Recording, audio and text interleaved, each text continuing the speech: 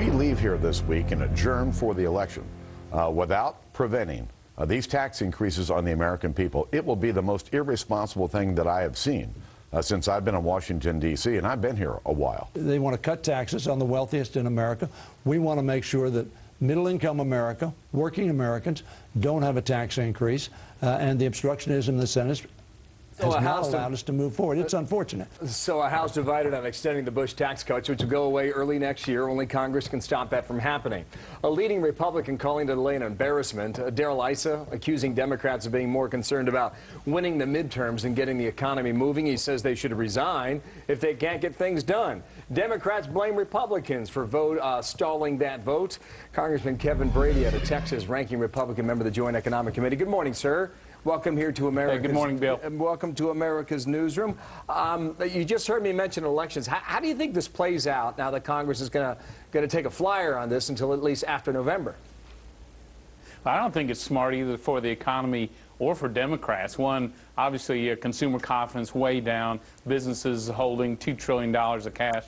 You know, the thought of a prospect of a $4 trillion tax bomb going off January 1st isn't good for jobs.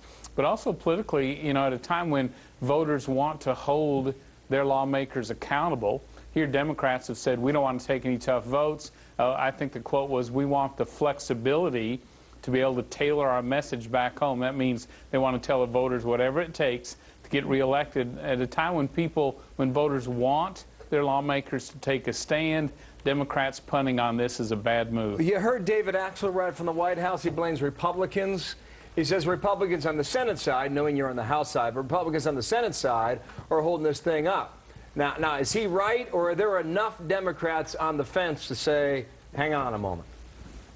Hey, if they just help, Bill, if they've got time to have a hearing with Stephen Colbert, they have time to take a vote on extending tax relief. If you do it in the House or the Senate, I'm convinced all the tax cuts would be extended. They just don't want to hold that vote.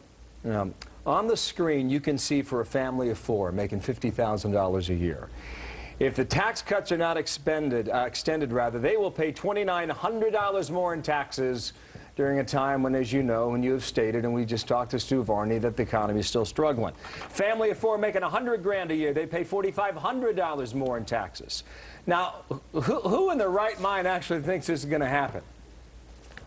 Well, hopefully it will not, and I certainly tell you this, if Republicans are given the privilege of governing again the House or the Senate, you're not going to see any tax increases, period. But I think a lot of families are just worried because this adds to, again, all that uncertainty we hear our businesses and small businesses talk about. And there's a growing, I think, incompetence in governing in Washington that families see as well. So this is damaging, I think, for the Democrats across the board. Just one more question. John Boehner just said it's the most irresponsible thing he's ever known Congress to do. I don't know if that's hyperbole or you agree with that or not.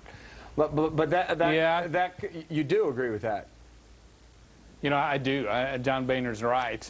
Leaving town without doing some of the most basic responsibilities of Congress, whether it's passing a budget, passing the appropriations bills, or letting this tax bomb continue to tick, just is it's hard to believe. If you were to be a betting man today, and I have 5 seconds left in this, in January, do they all stay in place, or just the middle-class tax cuts? If Republicans are given control, all of them stay in place. Okay, Kevin Brady, we'll see whether or not that's the case. Thank you for your time today. Appreciate you coming on. Thank you, Bill. 19 minutes past. Martha?